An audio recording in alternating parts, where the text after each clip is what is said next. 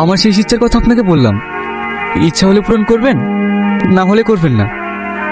ঠিক আছে, আমি দেখছি কি করা যায়। এটা অসম্ভব চাও স্যার, এটা কখনো হয়? হ্যাঁ স্যার, কাল কি তার ফাঁসি, আজকে তাকে কে বি করবে? চুপ করো তোমরা। একটা ফাঁসির কয়েদি নিজের শেষ ইচ্ছা প্রকাশ করেছে, সেটা পূরণ করার দায়িত্ব আমাদের।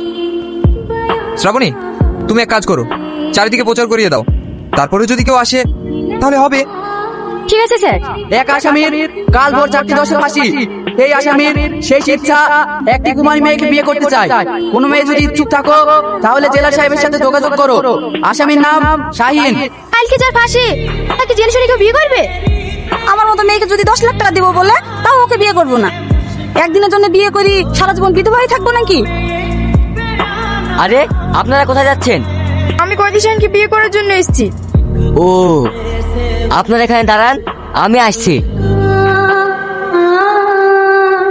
স্যার, কয়েদি শাহিনকে বিয়ে করার জন্য একটা মেয়ে এসছে।